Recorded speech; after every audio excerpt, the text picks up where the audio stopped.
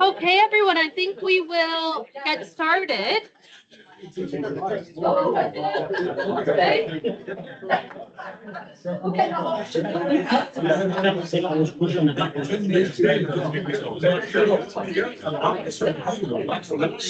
I know, I wish I could. Still noted.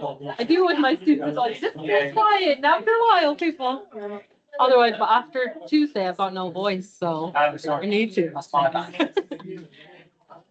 Right. I think we'll get started. I'm very conscious of time, and I know we have our annual lecture coming up after this. So I mentioned earlier, and everyone said, oh, this isn't the keynote, but this is the keynote because this is the last talk of our MBA Summit before we transfer on to our annual lecture. So I'm very happy to welcome Cheryl Lynch to the stage. Cheryl is Senior Director Agile Transformation at Cisco.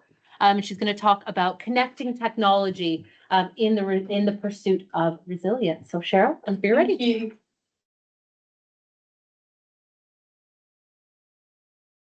I was having my own personal crisis when I realized that most of my content had been covered by one or more of the speakers. And I guess that's what comes from being lost. But what it also says is a lot of the things that we experience are common, and therefore they're connected, and there's a good chance that the experiences we've had are similar, and resilience is the same wherever you go, whether you think in my space, which is generally being in big corporates, big brands, or entrepreneurs, or just men walking down the street, that we all experience things around resilience. So I'm going to talk also a little bit about science, and I don't normally talk with my papers, but I'm scared stiff of getting some of those physics laws wrong. And I may skip past some of them because I think you handled them so beautifully.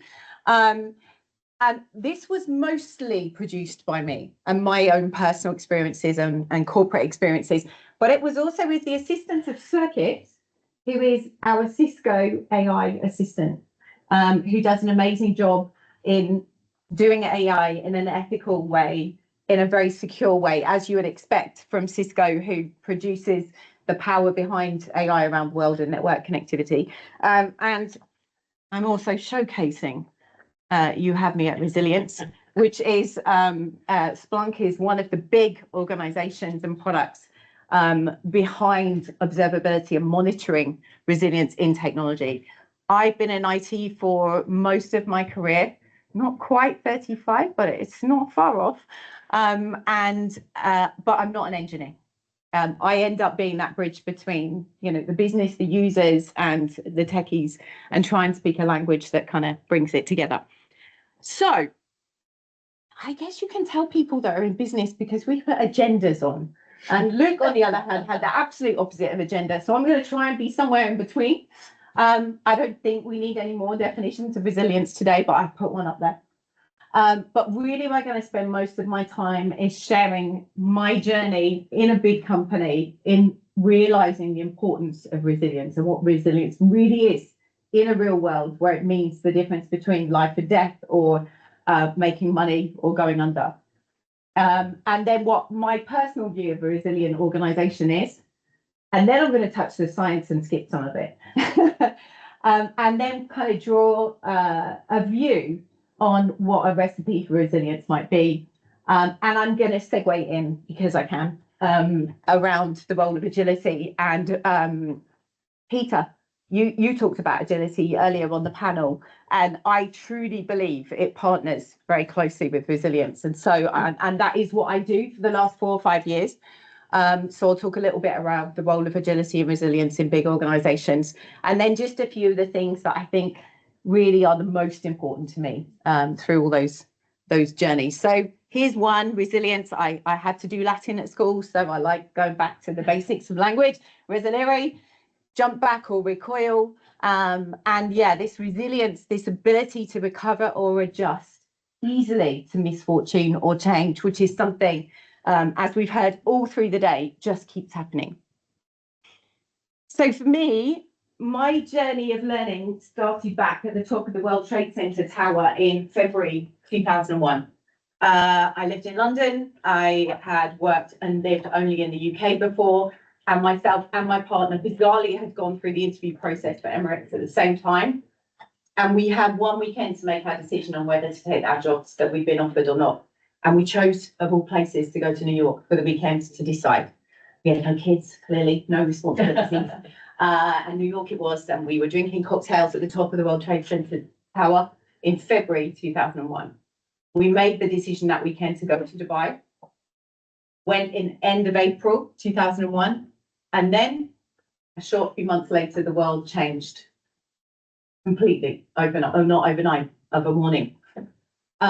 9/11 happened just after I joined Emirates, and first time working for an airline. And not only that, but being in an airline in the Middle East. I remember when the news hit, I was sitting at my desk, and my partner was on a work trip in Sri Lanka, also working for Emirates. And the family, I think in those days, the best you would have had was an SMS message. And I remember hearing about the Taliban, and I confused it with the Tamil Tigers, which was going on in Sri Lanka at the time. And it's just this huge unknown. Little did I know it was going to be 20 years of unknown. Shortly after 2001, naturally a response to what happened, we went into the Iraq War. And in parallel, SARS happened. So as an airline, we were like hit from every direction. Not long after that, 2004, a phenomenon of a tsunami hit, impacted travel, certainly in the Asia region. All of these things kept hitting the confidence of getting on an aeroplane, and yet I worked for an airline, and it kept going. 2006, anyone remember? That was changed the face of travel. Someone tried to take explosive liquids onto an aeroplane. I remember my daughter had just been born. And all the family members flying out to Dubai to come and see her. Suddenly, they couldn't take their medication with them on board. Nobody knew what to do. And those changes still exist now. They're just starting to change. Then 2008 happened. Financial crisis around the world. You've probably heard the stories of people abandoning their cars in a car park in Dubai.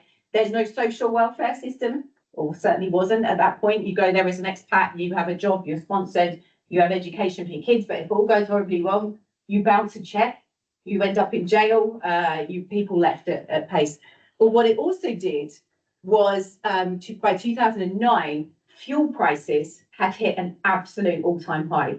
As an airline, you have sort of three bases of your cost. You have the cost of running the aircraft, you have fuel and people. And it just broke the financial model. It was an absolute nightmare. At the same time, less global, more kind of Asia, but bird flu, another phenomenon that nobody could have imagined. It just kept going. 2010, the volcanic ash from the volcano eruption in Iceland. You can't imagine why would that affect the Middle East. But our planes flew all over the world, and a large number of them were stranded. In Dubai, there were people who were just flying through. They weren't intending to go to Dubai, they were just transiting. 70%, I think, at that time of Emirates traffic was transfer traffic. They weren't going to Dubai as a destination, and they got stranded there. Some of them for 10 weeks, 10 days, 2 weeks before everything got moving again. And then another terrible situation, 2014, Malaysian Airlines experienced 2 incidents back-to-back, tragedies, back-to-back, 2 very different reasons that impacted where you could fly, the fly zones over Russia. They already existed over the Middle East. There were many no-fly zones over Iraq, Afghanistan. But yet another tragedy. And then 2016, Emirates itself experienced an incident in Dubai where the aircraft had a hard landing and full evacuation of the aircraft. Sadly, one firefighter passed away. Otherwise, it was a successful event, but awful. And in the same year, Delta Airlines had a massive systems outage of their network control center, grinding their flights to a halt for days on end, thousands of flights cancelled.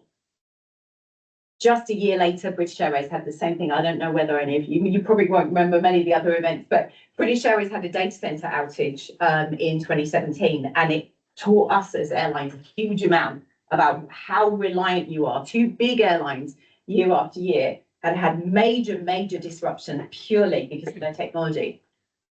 And then, of course, we talked about it already today, but 2020 happened and COVID, and nobody could have predicted that and the impact that it had. Being there for the first half of COVID, we were on 50% pay. We made huge numbers of people redundant. They couldn't go home. They were expats. They couldn't fly home because nobody could fly anywhere. So we housed them. We took care of them. Those people incurred some of their costs, but not all of them. And it just was unbelievable. And so I look back and go, year after year, this industry and this company that I worked for was hit with one high impact event after another. Some of them were easier to predict, but they came from all angles: financial, health, war, fuel, weather, politics, technology, everything. And there was one consistent thing. There would be events and they would keep coming. In that time, I ran the biggest change program, other than an aircraft acquisition, which itself is a huge thing to do, a technology and business change program for the core platform of passenger systems, customer systems. It lasted 4 years, which is a really long time. 500 people, $400 million we had to spend. It was sponsored by the chairman and the president of the airline. There was a non-negotiable on overrun of time or benefits. There was a really strong, tangible business case that we had to achieve. And it survived this constant external challenge. 2016, there was a big chance we were going to lose our funding. There was another mini financial crisis around 2016. I say mini one, it was probably huge, but it felt small compared to the others. And somehow, a huge number of internal disruptions. Somehow in that period, no, it was before then when I finished my MBA through Bradford with Craig. And it survived. This program somehow survived, and it delivered on time, below budget, and we hit our benefits target. It was amazing. So on writing this down, I said, what is it? Why did Emirates succeed? Many airlines failed at one of these events, or got weaker and weaker and weaker. And what happened with Emirates, I don't know whether you're interested in the industry, but this week was the air show in Dubai. It's a big event. They made many aircraft orders. And they announced they've had record number of passengers. I think 93 million passengers through Dubai Airport. So this company, I think they had 15 aircraft when I arrived in 2001, and now they have 250, something like that. They fly all over the world. But why did they succeed when many others failed through that? I think the first thing clear, they just assume change is constant. That's the ethos. It's a little bit the ethos in the Middle East, especially in the UAE and definitely in Dubai. But they assumed that change would be constant. There was no doubt. And the one interesting thing they did, and I guess I'm kind of an example of that, is they hired for change. They hired for people who were, one of you said about that some people are resilient naturally. They hired for resilience. So almost every person, and definitely every leader, would go through psychometric testing, really intense psychometric testing. And you would get a debrief with the psychologist, whether you were successful or not successful to the next stage of the process. So they thought a lot about the kind of people that they hired. They also had programs and functions and to managing crisis. And I think someone else talked about crisis earlier. I got to experience some of these myself personally. So there's a program called MCARE. It's a humanitarian voluntary program. An airline has a social responsibility if you have an accident. It's not mandated, although in some cases in the US it's mandated, but how you do it and what you do is up to you, apart from elements that are regulated. Volunteers have to be out of the front line. So they can't be aircraft staff, they can't be operations staff, they can't be check-in agents, because they're all going to be deployed if you have an accident. So people like me who is in IT, in a more strategic role, people who cared, people in HR, anyone in those sort of back office operations could volunteer. And we were trained on how to deal with the humanitarian crisis. We practiced by helping people, because that nature of 70% of your traffic going straight through, and lots of people flying from the UK to Australia or India to the US, you find a lot of elderly people or less healthy people who fly long distances, and flying long distances is not the greatest for your body. People quite often felt ill as they were transferring through Dubai. So we would practice. I practiced 3 times on different people who all had DVTs, who had collapsed at Dubai airport and ended up being hospitalized for 2 or 3 weeks at a time. No family, no currency, no knowledge, because they were just flying through like going on a bus. And so we practiced as volunteers in how to deal with their very small crises, but for the person impacted, they were huge. We had roles, we did tabletop exercises, we had procedures, but we were a humanitarian program at heart. So we had to learn how to do this and how to be this, being careful of procedures, but basically caring about people. I happened to be the person on call when we had our incident at the Dubai airport. I was in the building directly opposite the airport 6 months before I had practiced that exercise. I was called the family assistance director. I was in charge of the survivor response center. These people, it was the beginning of August, which in Dubai on the tarmac was probably 60 degrees, 50, 60 degrees temperature. These people would come down the emergency slide onto that tarmac with no shoes on, ran across it to get away from a burning aircraft. They exited the aircraft in 90 seconds, 350 people. And my job was to receive them and take care of them until they went their way. I literally had practiced it. So whilst I had this terrible fear, when I went upstairs to the control center and said, right, I'm here, what do you want me to do? They deployed me over another guy because I had just done the exercise 6 months before. I knew where I was going. It was familiar. I knew what I needed to do. It was different because it is in real life. But basically, there are these programs. Airlines have operations control centers. We had a brilliant one. And what they did was they practiced crisis all the time. That was part of their DNA. And the last thing, the program I ran was an Agile program. So it was the early days of Agile, certainly for Emirates then. But what we did was we realized how important being Agile was in a program that kept getting threatened to stop. We had to keep changing and thinking about how we deliver things. So that's where I learned how important resilience is. And it kind of made me think and reflect on what's that makeup, why, how does it come? And I think there are lots and lots of things that are important for an organization, but you can't get away from the fact that you need adaptable and secure systems, especially these days, technology runs through almost every business you come across. And so that has to be a critical part of it. And lots of us have used that word now, thriving. You need adaptive, thriving teams. You need people that are ready for the challenge and the change. But actually what I think is this ability to absorb and recover comes from a whole set of things, a mechanism, an ecosystem, whatever buzzwords we want to use. But it's about all these things coming together to make us more able to cope. So I'm also going to go to science, but I'm going to skip some of it. And it definitely isn't my strength, but I do believe there is a huge amount we can learn from it. So I'll touch on elasticity. So the elastic limit, the maximum stress a material can withstand without permanent deformation. Beyond this point, it's irreversible.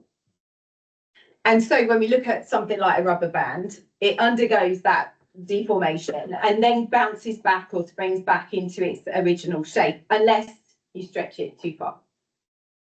So then human biology, and Luke, you talked about the human body a lot earlier. We know that actually you can do something to increase the body's elasticity, whether it's the skin, the muscles, blood vessels, whatever it may be. We can do something to help it. Balanced diet, hydration, regular exercise, the same things we've heard throughout the day, adequate sleep, managing our stress, avoiding smoking and the dreaded excess alcohol, and protecting our skin from the sun. All those things we can do help the elasticity of our body. Similar concept, the spring. So Hooke's law, and I really do hope there aren't any physicists in the room. The force needed to stretch or compress a spring directly proportional to the distance that it is either stretched or compressed. And then again, beyond some limit, it becomes permanently deformed. So what impacts the spring doing its job, other than, of course, the materials and how it's designed, but how you arrange the springs, let's say in an old-fashioned mattress, does impact the kind of response or outcome you get. How much force, the load that you put on that spring. So knowing the limit is really, really critical. And then the one I really like, and I think is really resonates with me, is wear and tear. The more you use a spring, the more it is degraded over time. Its performance is degraded the more you use it. The next one's way too familiar, and I was actually super scared about talking about inertia, Newton's first law, and the one action reaction, his third law. So I'm not going to cover them because you've heard it all already. But I learned not only do certain balls bounce differently, that not everything bounces. And so some of that comes back to elasticity. But you talked about as well the surface that you bounce it on, and to me that's kind of a bit like the organisation, the temperature, the speed, everything. All those things have an impact on how far and how high you bounce back. So I'll skip to my last one, and then we'll stop with the science. Buoyancy, the force that allows us to float in water. So the principle here, the phenomenon, straightforward apparently. The object in the fluid experiences an upward force equal to the weight of the fluid displaced by the object. As humans, we're super lucky. We have natural buoyancy. How much of that natural buoyancy we have does depend on things like our muscle mass and our bone density. And our lungs act like a natural flotation device. We draw in breath, and our body becomes more buoyant, and we let it go, and we sink a little bit. So for many people, though, buoyancy doesn't come naturally. Anyone who's a diver in the room, I kind of am, but my buoyancy is a bit of a problem. It doesn't come just like that. It takes confidence. And sometimes it requires people to take swimming lessons to guide that technique and that practice. Some people have to start with aids, with what do we call them, armbands. And you might need those also if the water becomes particularly stormy. So there's a lot there in terms of buoyancy as well. For me, these kind of scientific approaches or factors help lead to maybe a recipe for resilience. And so each of those, in my view, are contributors to a resilient, I'm talking mostly in organisation, but as human beings as well. So I don't think that they work on their own, though. They work together. So elasticity, for example, the underlying property, a spring's built on that property, the bounce is the action from that property, and buoyancy just another force that helps us to keep afloat. So I thought I would look at each of them and say, well, what is it that we can take from it? Not just the theory. What can we take it? And for me and my experiences, elasticity, if we want people to come back into shape after they've been stretched, we have to help them stay flexible. We have to do some of the things that Luke talked about. And very clearly, we have to focus on people's health, because elasticity is really directly, as humans, is linked to that wellness, whether it be physical or mental. I truly believe that hiring for resilience is a good thing to do. I've seen it work. I've seen an organisation that focuses on that in their hiring process. If you are an airline, an international airline, and you hire people that don't have some element of natural ability for resilience, they will find that environment too stressful. They won't stay, or they won't survive through some of the changes that happen. And I truly believe, and I'm a leader of, and have been for huge organisations and very small ones, that we have to make sure as leaders we understand people's limits. This is about human beings in a big system of a company. We can't stretch them too far. We have a responsibility to understand how far is too far. And when I talked about MCARE, the humanitarian program that I was part of, when I went on that first shift, I had so much adrenaline. I wanted to go. I made friends. I stood in front of a group of people who had just come off a burning aircraft. My passion for helping them was huge, but it's very clear in our guidelines. You cannot go longer than your shift. You have to go home or go to the hotel and rest and recover, even if that means there's not someone on shift after you, because you cannot keep going. It's not possible. You are absorbing other people's challenges. You have to take a break. For the spring, I really think it's important, especially in a big organization, that you have to think about how you organize people, processes, systems, the mechanism. You really have to think about organizing for the kind of organization, the work that you do. I spend a lot of my time doing organization design, and it really does make a difference. You also need the fabric that glues the people and the processes and systems together. We call it ways of working at Cisco. It sets out what kind of things we do and how we do them. I think people, humans, need clarity. It really helps. Purpose, you talked about purpose. And we want the work to flow really super easily through the system. So for me, ways of working, organization design are really, really important. We also have very strong values. They're embedded into our way of working at Cisco. And that probably is reflected, I mean, I was talking to Craig earlier, Cisco wins awards for the best place to work. And we work in the high volatile IT front of the world. You know, it's not the most lovely world to be in some days. But we do it. And we also have, like days like today, are called a time to give. And I can do this 10 working days a year. I can come and give time back. And so these systems and these mechanisms all come together to make you feel more able to cope with things. The other thing I truly believe is that when an event happens, we have to assess the pulse of that event. You have to look at it. You have to see, how bad is this one? Is it a really big bad one and it's going to touch everybody? Or is it very contained? It's easier, and we talked about cybersecurity earlier. When a cyber system incident happens, we go through a really thorough investigation and analysis. Without that understanding, we don't know if we're containing it in the right way. And so it's really, really important, because then we can give our people clarity and start to act in the right way. And that wear and tear, a constant look for cracks in our people, in our processes, in our technologies. It's really important to be curious. And detection and monitoring are natural. When you talk about technology, they're not so natural. Why can't we do the same thing with our people? At Cisco, we have something called a check-in. At first, I really didn't like it. It felt like this is a really American thing to do. Not that I love working for an American company, but it just felt like it was a bit false. And then I realized it's actually part of the fabric of the organization. Every week on a Friday, the last thing you do, you go in to the HR system and you sit and write down what you loved about the week. And this word is so powerful. What did you loathe? I've never heard an organization use the word loathe.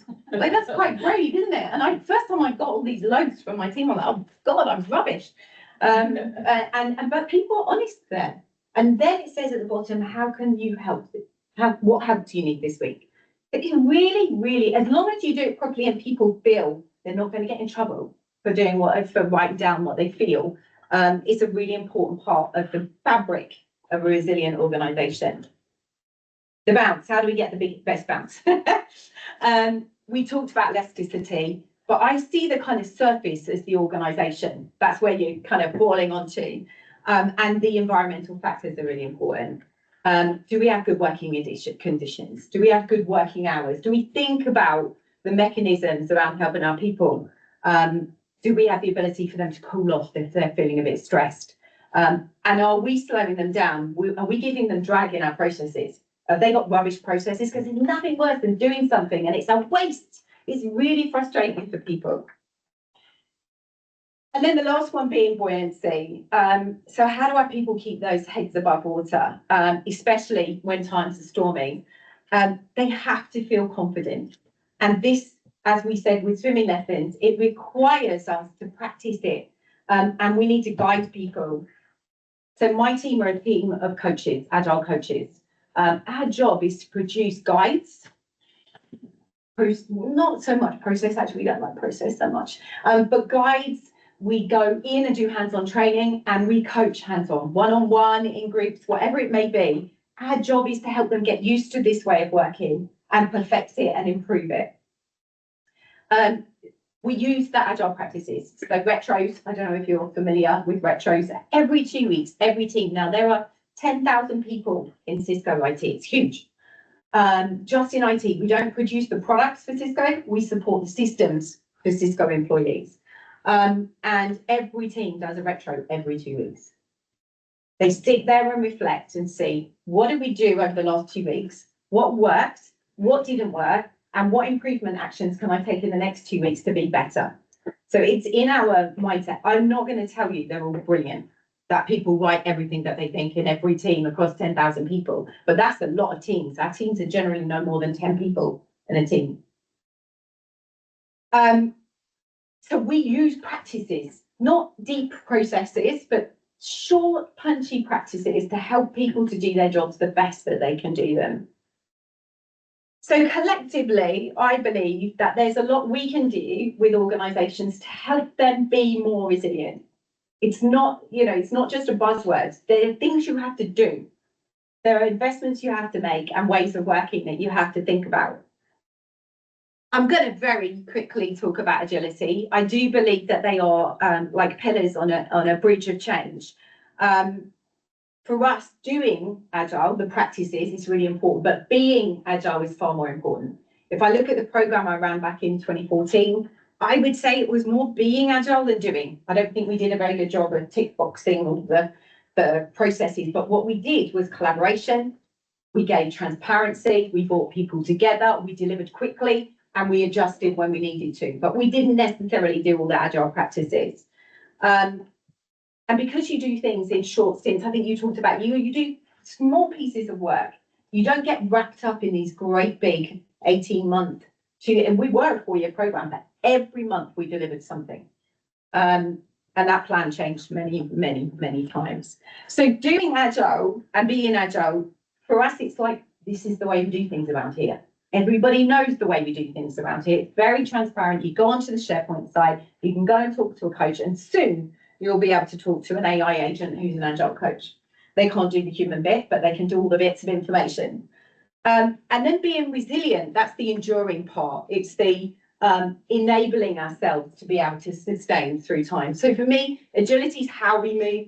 Resilience is how we endure and sustain. And then together, they bridge that huge amount of change, disruption, uncertainty, which I believe is a given. It's going to happen. In our world, just quickly, agility, nothing unusual here, but it is, we deliver frequently, we collaborate every day. So Cisco is almost all either hybrid or working from home. So you go into a Cisco office, it will generally, because the customers come in, or there's a away day, or something's happening, or you're in an operational function and you need to be in. But we collaborate every day. My team of coaches, we have 2 big collaboration sessions a week. We talk to each other, albeit on a WebEx device or screen, but we talk to each other all the time. And again, I think this comes back to either how you hire or how you enforce or guide your ways of working, that to welcome change, to think of it as something that's going to pivot us to the next good thing and the next good thing. But knowing some of the things that happen in between are not always pleasant. And reflecting and adjusting a retro concept is one of the best things I was ever introduced to. You learn through reflecting. So here's some of the things that I would say I from my own experience and in 2 very large organizations. I listened to a video, I watched a video. Do you know Brené Brown? Yeah, she's amazing. I'm not into lots of, theory books. She just had this amazing ability. I watched her TED Talk, I think back in 2016, and about vulnerability. And it made me realize, I'm just a human being and I do things wrong, or I feel nervous, or whatever it may be. I'm not good at science. How important it is. And so I learned a lot from her. I respect her.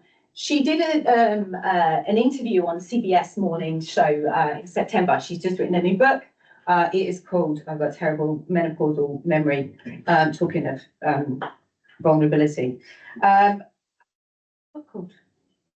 It's called Strong Brand, and it's part of her Dare to Lead. So she's very focused on taking these concepts of humans and helping leaders. She talks about tenacity and wisdom and all those things, but she talked about her recent injury playing pickleball. I'm a paddler, so I don't really have a lot of appreciation for pickle, but I don't know whether any of you know what language I'm speaking. I talk about that. You know, the new tennis. Anyway, over 50s, playing pickleball, what happens? Your knees go. And she had gone to personal trainer. She was trying to race through her recovery, and he wouldn't take any of her nonsense and her storytelling. If you get to watch the interview, it's well worth it. And he horrified her by saying, "You have no core." I don't know what you're talking about. And he meant, of course, her core muscles. He said, "You're using all the wrong muscles to play pickleball. You should be getting a strong core, you'll be steady, you know, then you everything else." He said, "Your wrong muscles are compensating for doing that sport." And she relayed that back to all the organisations she talks to that have no strong foundations, and they build and build and build on dysfunction. And what I thought was super interesting is all the organisations that are quite weak, that don't have strong foundations, that are then throwing AI on top of it. And you can just see it's a recipe for disaster. Because if you don't have strong foundations, how can you be resilient and keep flowing through to the next change and the next change? So her view, much similar to mine, is you have to have strong mechanisms and foundations in order to be a resilient organisation. And resilience is going to become more and more and more important. And for me, assuming change is going to happen should be the basic assumption for any leader, any entrepreneur, anything. And I think that message has been kind of clear all through the day. Ignore it at your peril. I have probably ignored it in the earlier stages of my career. And I hear all the time, I work for a tech company, change happens all the time. It's a quarterly driven organisation. Your financials are quarterly, your customer results are quarterly, constant change. And we had a discussion as leaders recently because we keep hearing change fatigue. Our people can't take any more change. Okay, perhaps we need to do something, not with, we can't change the company. The environment we're in is going to change and change and change. But our leaders need to learn that change is constant and learn how to say, bring it on. What do I need to do to make my people feel more comfortable? What systems have I got at my fingertips? What programs can I put in place? Because it is going to happen. And burying your head in the sand is not going to help. So building that ecosystem, I don't know what the right word is to describe it, but this mechanism that brings everything together. So it's not just I did this and that was great, and then next month I might try this over here. You've actually got to weave the fabric of a resilient organisation. And as Brené said, build a strong core. It's easier to do with systems, it's harder to do with people and processes, I think. And then the biggest thing I learned, I think, from the humanitarian side is you have to prepare. So you can't just say, I know change is going to happen. You actually have to practice being and prepare. And tabletop exercises, whatever it may be, get people to put their toes in there. Because what happened for me was, having practiced, I was then familiar. Yes, it wasn't identically the same and the real world is slightly different, but I felt familiar with where I needed to walk, which gate at the airport I had to go to, which metro I had to go on. So I felt more comfortable, and that comfortable and confident is what we're looking for. Monitoring and looking out for change, being aware of something might happen and be looking for the signals is really important. And then this assessing it. How big is the impact? Once you understand the impact, you can communicate. One of the things that happened in not just after 9/11, when I was a new employee at Emirates, I'd left my family behind. I was in the Middle East, where the centre of the fear was. And His Highness Sheikh Ahmed, who's the chairman of Emirates, wrote an email that I can't remember how. Maybe we had 20,000 employees or something at that point. They probably have 100,000 now. He wrote an email and said, "We are a family. That's who we are. we will look after each other. I know you're all far away from your families and your friends, but we will get through this and we'll do it together. And then they followed up with actions. And that was amazing. We felt more safe. And so what's really important, if you monitor and assess, you know a little bit more, share it. One of the great things I love about Cisco and our agile ways of working is everything's transparent. We know who's working on what, we know where we are, we know what our metrics are, and it feels more comfortable. We're very clear with our vision and where we're going, what things are going well, not going well. And that top-down leadership of being okay with saying things that are not great is really, really courageous, but it makes you feel more safe. And then, yeah, I think super important. I've talked about it loads, but learning from what you just did, taking the time. I did an exercise after 2016 when Emirates had they're not like calling it an accident, an incident. That disruption that happened after that, because the runway was shut for 8 hours or something, and that is one of the busiest airports in the world. So the backlog of bags, I experienced it myself. I was traveling a few days later, my bags came 10 days after wherever I was going. There was a massive, massive backlog. And what we did about 3 or 4, once the dust had settled and the emotions were a bit lower, we did a massive retro on what happened. Why were our flight crew in the wrong places? What did we do when they turned up at the airport and there were no airplanes? What do you do? Crew go out of hours really quickly. You have to learn how to deal with all these things. They were suddenly going on a route that they weren't scheduled for. Did they have the right skills to do it? Because you have to be certified and absolutely massive. We made so many mistakes in bags, and we built so many new systems and processes as a result of it. So reflecting and learning, but you have to take action. I think someone said earlier, act. Don't just go and reflect. You actually have to take an action in order to make a change for the better, for the future. Those are my takeaways. I hope that maybe even one little thing might give you the confidence to experiment. And that's one of our other big things in both the organisations I work for. It was not wrong to try and fail. Do it quick, learn from it, but do it. It's okay. That's how we learn. And so be brave, give it a go. Thank you very much.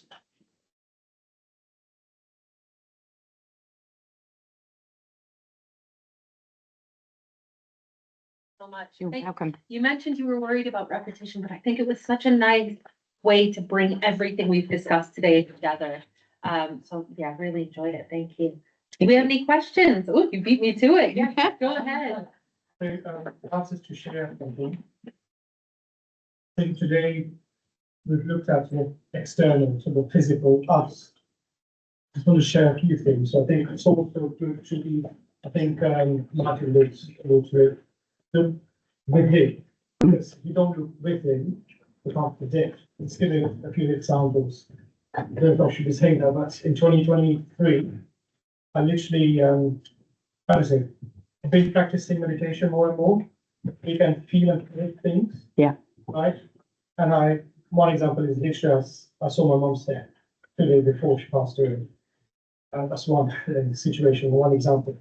Other thing is, my colleague I used to be his supervisor, he's now my manager. He says something in French, we speak French.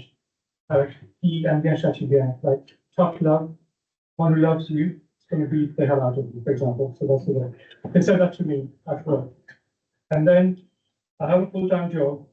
I am trying to run 2 part-time businesses at the same time. Wow. As an MBA, trying to help friends and families. But then I could sense something within him that I'm not focusing at work. So I could predict that he's not happy, and really he wasn't. And I could feel that I wasn't doing things right, and how do I correct myself? Last, I'd say 4 months, I was there, my job, and I'm here. Literally, if an email comes through, within 10, 15 minutes, I'm replying to the email, getting things done. So it doesn't matter if I'm sending emails at 10 midnight, or 9 p.m., for example, at night. It doesn't bother me if I start at 7 in the morning. It's just that meditation, looking within, has made me love everything around me. Family, there's always the work, passion, and also I'm working with sort of University of East London, trying to build that business that I'm working. So I'm literally into 5 or 10 or 20 things at the same time, but you find that energy because you know yourself from within. So I think it's very important that we do look inside, and that will give us the strength in life. And yeah, I think that's what I wanted to share now. I can agree more. And as coaches, that's part of our job, is to help people reflect on themselves. And I know whether I'd say fortunately or unfortunately, I volunteered in, I think it was 2017, 2018, to be coached.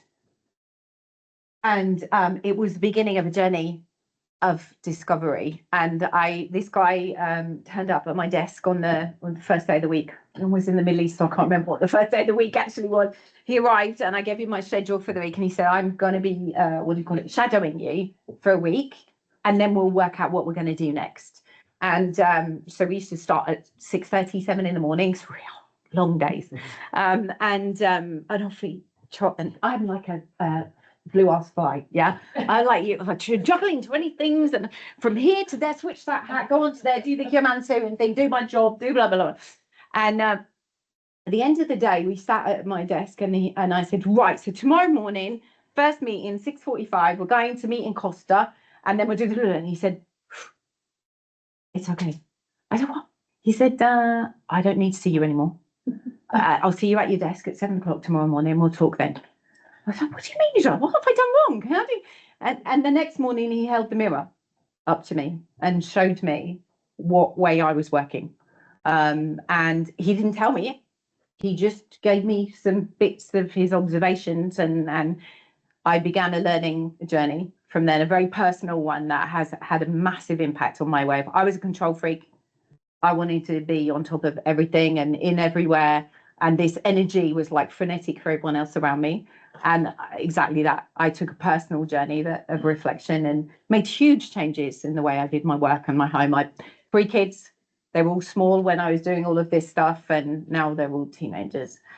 Just to add, I think with Professor Dr. Paul Stein Benton, 1979, but since human evolution, we've seen that, we've talked about being a human, but what we're trying to achieve with AI is what's within us, right? So what we're trying to be perfect, and that AI is doing that for us, computer.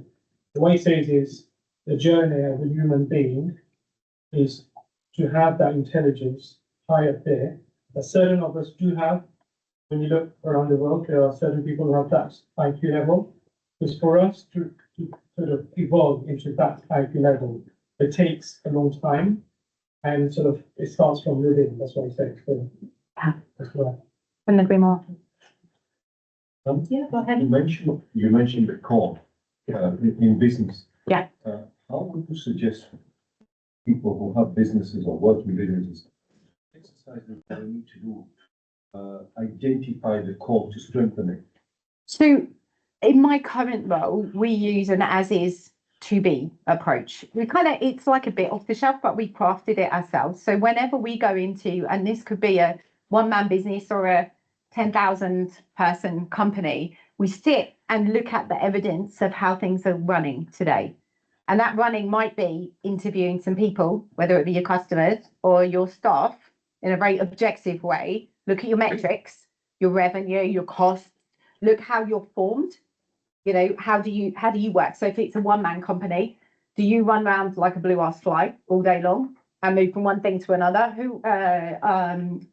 Luke said his family motto was about you finish something that you start. See how do you do? What's the principles of how you do your work? And write it down visually so that it looks like a mirror, so you can see how things are. Your muscles or your exercise needs to be, depending on where you're trying to go to, it needs to be tailored.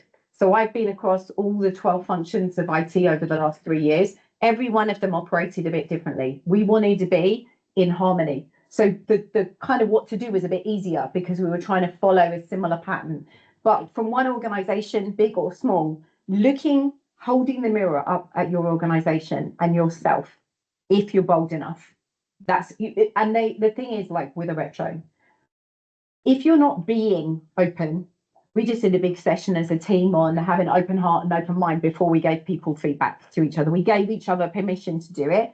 Unless you are in that mode, looking at your core is not going to help, because you'll make every excuse or defend this is the way it must be. So if ready to reflect, then I would say that's the mechanism I would use. Go and write it down. Look at your numbers. Look at your processes. If you take 5 days to bring a new bit of business in and your competitor's doing it in 2 hours, there's a problem in your process somewhere. So you look at process, people, tech, ways of working, customers, as much as you can, and then step back and say what's working, because some things will be working, otherwise you wouldn't be there in the first place, but what's not working, and then your exercises are what's relevant to you to improve.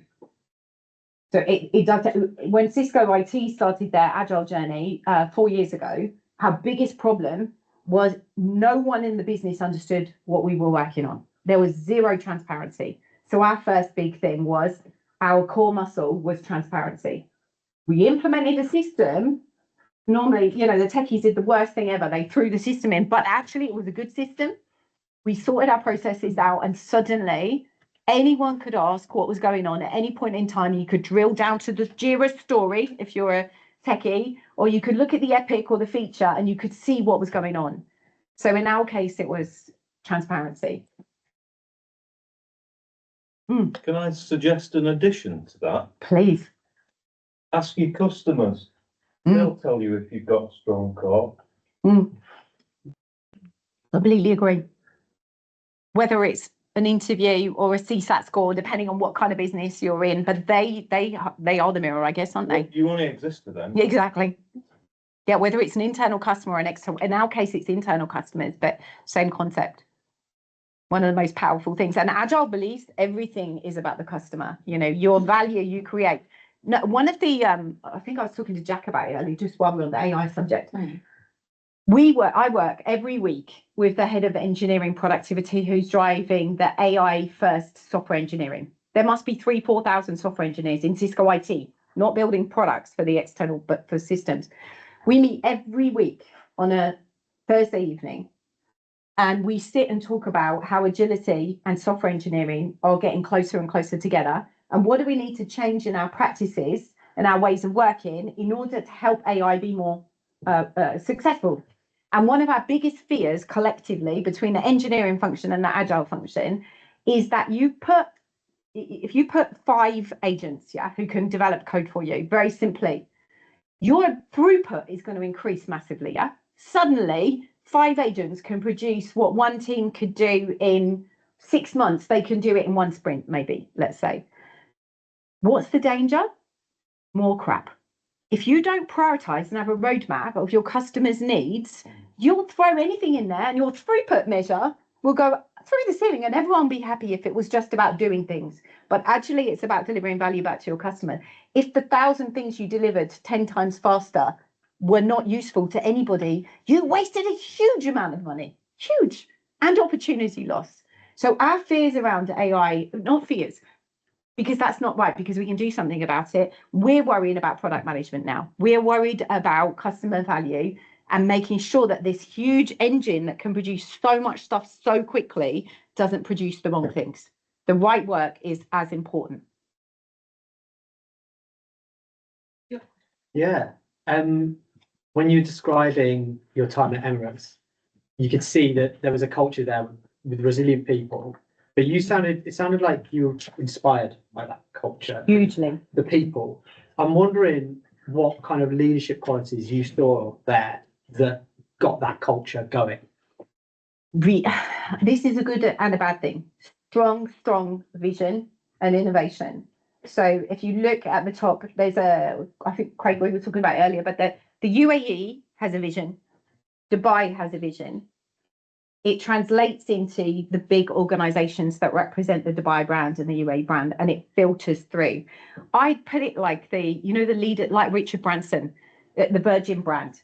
Those leaders that are so passionate about their customers and about their product. Emirates is so passionate about the customer experience that you get and the product quality. That is all that flows through. Of course, they want to make money, and they're very innovative. One of the things they did in 9/11 was introduce triangular flights, so they couldn't get bums on seats.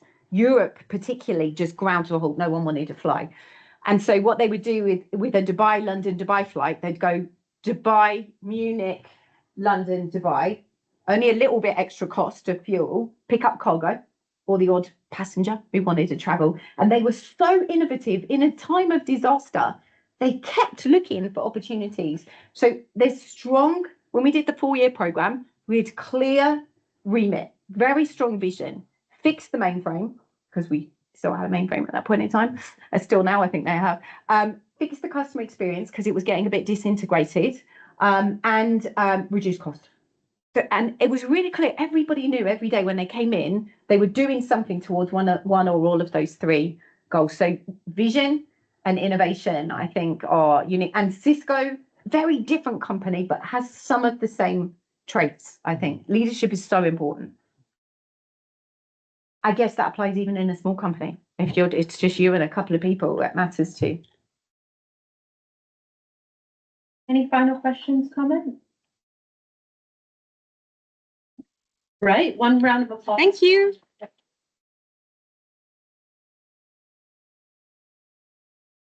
So it's been a long day, but that brings us to the end of our MBA summit, but we're not done. And I think Dave would kill me if I said we were. We still have our annual lecture coming up at 4 o'clock. So that gives us about half an hour. If anyone wants to grab another coffee, I think I just saw Yvonne replenishing everything. So if anyone wants a coffee, biscuits are there. If you head over to Richmond, the Morrison's is still open. I don't know about Costa, but I know Morrison's is still open if you want to have a walk over, just get some fresh air. But we'll start smack on 4, won't we, Dave? So thank you guys for today. It's been fantastic. We'll obviously all still be around. We'll probably see a few more coming in. And thank you so much to our speakers today. It's been such an insightful a day of discussion. And I think it's so nice to see that thread being woven through the discussion around resilience. So hope everyone enjoyed, and we've just got more to come. 4 o'clock. And Yvonne, fresh coffee. Fantastic. There we go. So we'll come back for 4 o'clock. And thank you again.